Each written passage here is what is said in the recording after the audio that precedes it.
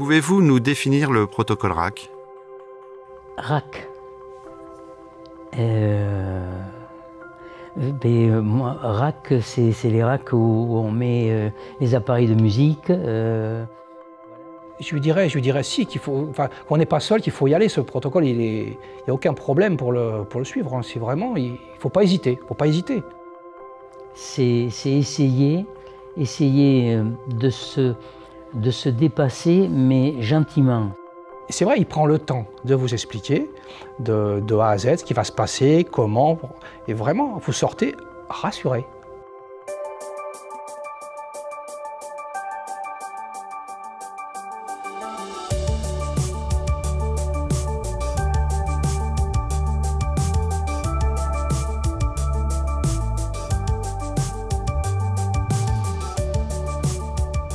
On va parler aujourd'hui de la RAC, récupération accélérée après chirurgie.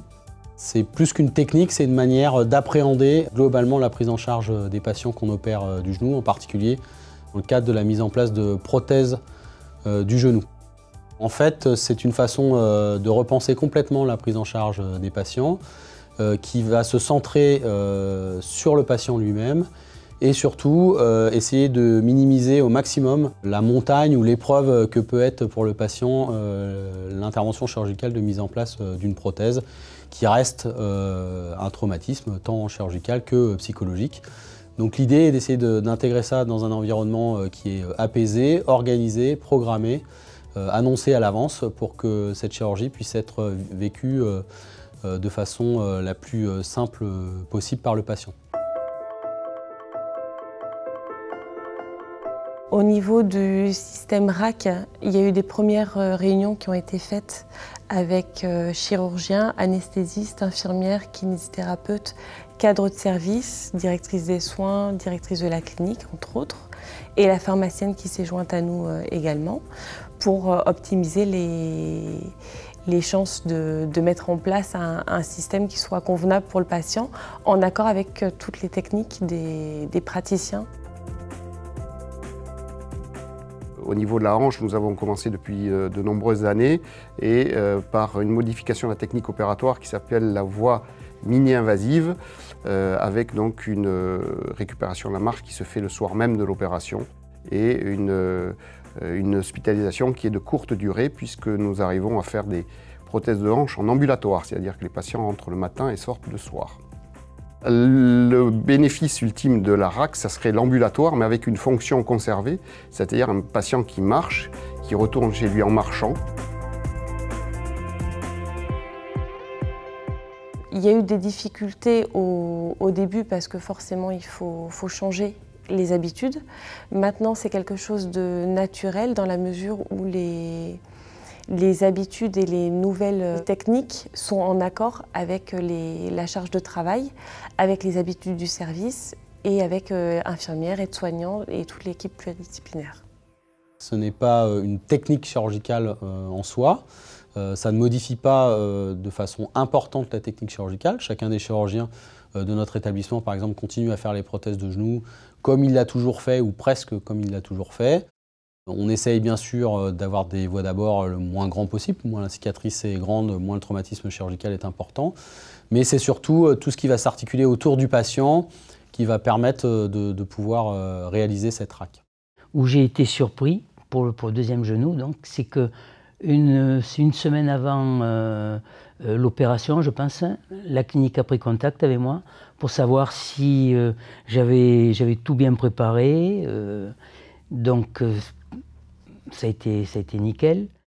La partie d'information préopératoire est extrêmement importante. D'abord pour savoir si le patient est éligible à cette RAC, qui vise essentiellement à faire retourner les gens rapidement à leur domicile et dans des conditions où ils vont être autonomes. Donc il faut évidemment qu'il y ait une certaine adaptation du domicile pour que les gens puissent s'y déplacer, s'y mouvoir dans les suites immédiates d'une prothèse. Il faut qu'il y ait un environnement d'accueil qui soit possible, avec la famille qui puisse soutenir, les soins qui puissent être réalisés par l'infirmière, le kiné qui puisse venir à domicile et non pas comme avant, que les gens aillent dans des centres de rééducation où tout ça leur est fourni sur place. En ce qui concerne la prise en charge du patient, le patient est informé dès l'appel téléphonique. Ce qui est très important pour finalement tous les patients en règle générale opérés de quelque intervention que ce soit, c'est l'information. Et au final, un patient informé est un patient qui est moins anxieux, qui sait ce qu'il attend. Bien sûr, le patient reste conscient qu'il y a des possibilités d'urgence, qu'il y a des aléas, mais quand un patient est informé, il est conscient des choses et il devient acteur de sa prise en charge. Les patients donc, sont pris en charge avant l'intervention à domicile et donc tout est expliqué par l'infirmière qui les appelle avant l'intervention. Nous les voyons juste avant avec de la rééducation et des techniques qui privilégient les attelles, ce qu'on appelle réfrigérés, qui permettent d'avoir, notamment au niveau du genou, un genou non inflammatoire avant l'intervention, et bien sûr une prise en charge après l'intervention, qui est bien expliquée aux patients et qui met en jeu nos kinésithérapeutes, les kinésithérapeutes qui adhèrent au protocole RAC, donc de récupération rapide. Donc la prise en charge préopératoire, donc on leur rend visite justement la veille de l'intervention. On voit avec eux un petit peu s'ils ont des questions par rapport à l'intervention. Est-ce que ça va faire mal, les agrafes, combien il y en a? Est-ce que ça risque pas de casser quand on plie le genou, quoi que ce soit? Donc on les rassure sur tout ça. On vérifie s'ils sont capables de bien utiliser leur canne, s'ils savent utiliser leur canne, et on leur explique le déroulement de la séance du lendemain. Un des éléments essentiels de cette prise en charge est d'essayer de minimiser au maximum la douleur périopératoire et en adaptant un petit peu les techniques, en essayant de faire que l'administration des traitements antalgiques soit multimodale et permette notamment d'éviter des perfusions importantes et l'administration de médicaments qui peuvent sédater un peu les patients, comme on a pu le faire pendant des années. Afin de proposer aux patients un retour rapide à une autonomie confortable, la prise en charge anesthésique comporte 3 volets principaux. En premier lieu, la gestion de la douleur post-opératoire, qui doit être efficace sans pour autant entraver la reprise de la marche dès le retour en chambre du patient. Et donc nous allons utiliser pour ce faire différents médicaments et techniques associés les uns aux autres, ce que nous appelons l'analgésie multimodale.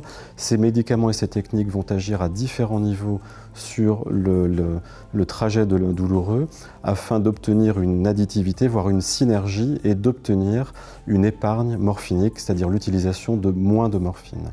Le deuxième volet de prise en charge anesthésique, c'est d'éviter la transfusion. Cela commence dès la consultation pré-anesthésique par l'optimisation de l'hémoglobine de départ, puis pendant l'opération, l'utilisation de médicaments épargneurs de saignement, ainsi que le réchauffement du patient. Le but étant d'éviter l'anémie post-opératoire qui est un frein à la récupération du patient. Le troisième volet consiste à réduire le plus possible le jeûne préopératoire. Il est de 6 heures pour les solides et de 2 heures pour les liquides sucrés, et de réalimenter le plus précocement possible le patient afin de lui apporter tous les aliments nécessaires à sa cicatrisation. C'est ça surtout, c'est quand on voit la rapidité en 15 jours et tout. Et après, il y a les douleurs. Bon, il y a peut-être des gens qui ont plus un ressenti ou plus de douleur. Je sais que dans mon cas, j'ai eu aucune douleur qui m'a fait prendre de médicaments. Donc aujourd'hui, la prise en charge RAC avec les nouveaux protocoles d'anesthésie et aussi les protocoles chirurgicaux font que effectivement notre prise en charge n'a pas changé, mais elle est beaucoup plus précoce. Donc c'est ce qui nous permet aujourd'hui, vu que les patients n'ont plus de drain, on peut les lever à J0, les anesthésies leur permettent d'avoir un verrouillage, c'est-à-dire qu'ils ont le contrôle de leurs genoux quand on les met debout. Donc c'est ce qui leur permet de marcher tout de suite et de récupérer plus vite.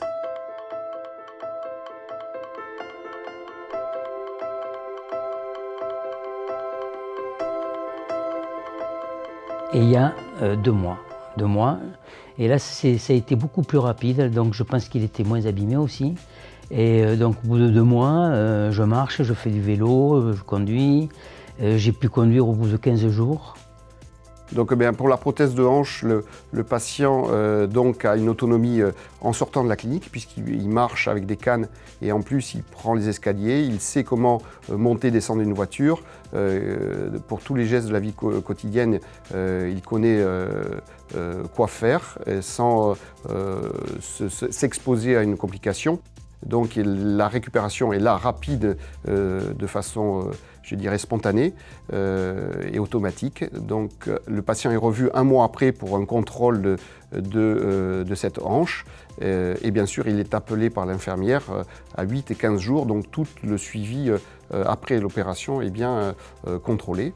On n'est pas abandonné. Quand on rentre chez soi, les infirmières appellent le soir, appellent le lendemain. La première fois même, ils m'ont envoyé un médecin. Mon médecin traitant est venu voir si ça allait.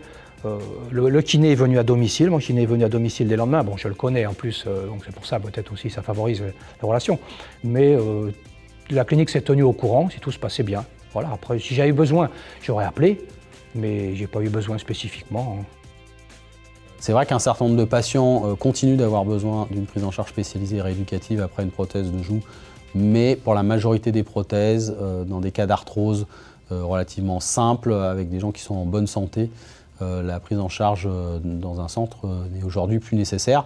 C'est d'ailleurs sous l'impulsion de nos tutelles que ce protocole ou ces protocoles se sont mis en place, parce que l'idée est d'essayer de diminuer les durées d'hospitalisation pour faire des économies de santé, ce qui est un effort demandé à tous, aux patients, aux chirurgiens et à toutes les personnes qui entourent ces interventions chirurgicales.